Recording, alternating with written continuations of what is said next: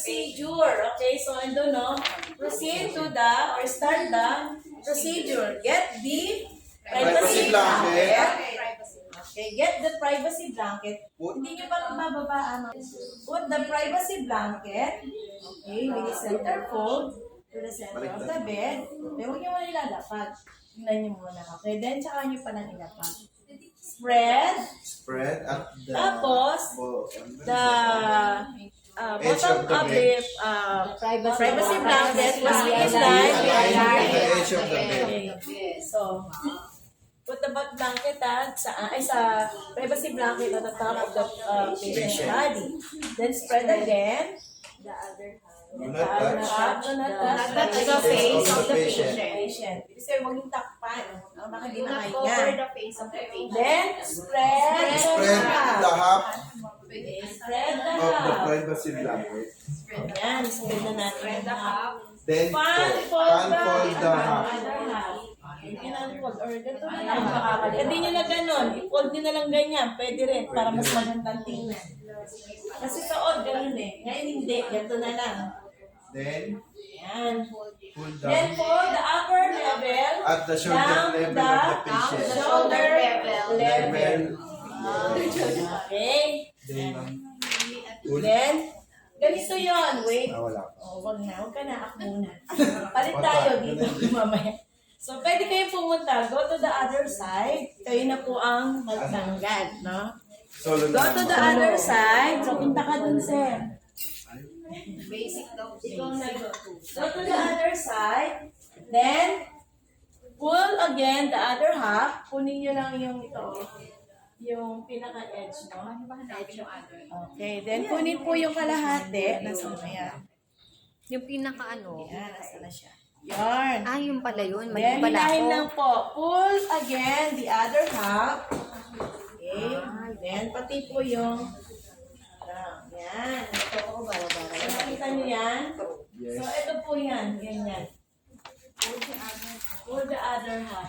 Okay na yung second. So, and then, Ah, yun na yung second. Okay. Ay, Then, pwede ba, di ba sabi ko sa inyo, remove the soil linen or the dirty top sheet. Okay, ask the client to hold the edge of the privacy blanket.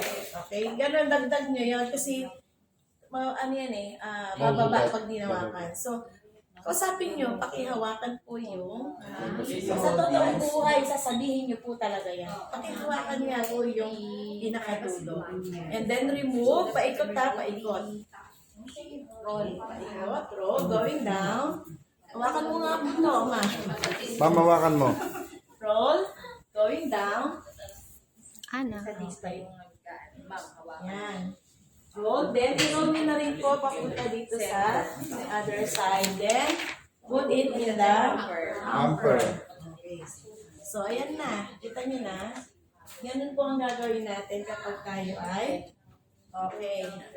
Then, tsaka nyo pa lang po stand top. Ay, ano ba to?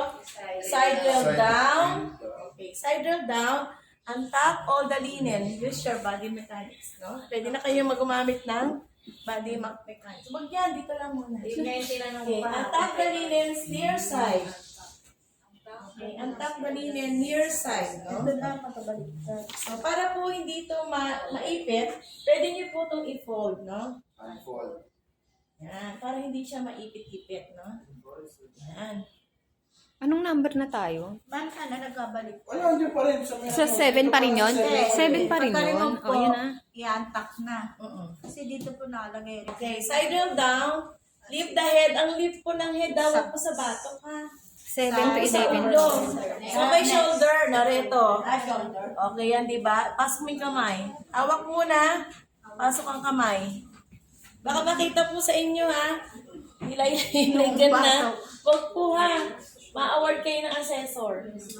Okay, kasi ang ano doon, baka daw mabali yung, lalo na ang matanda. Pinasok ko doon sa ilalim ng shoulder. Pinasok ko yung left hand. Okay, and then remove the pillow and put it to the other side. Kung saan siya?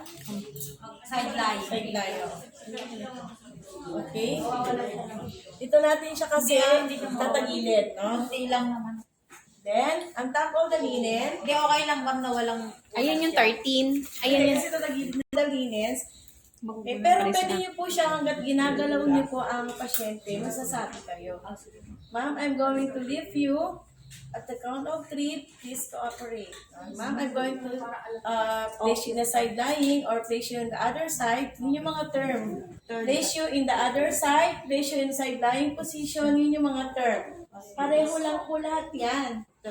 Opo, kahit saan po, pareho lang kasi ang meaning. Kaya kung yun ang masabi niya sa during your, walang problema po yun. Tanggap po yun. Hindi po tayo yung kung ano yung nandyan na specific, hindi po. Okay.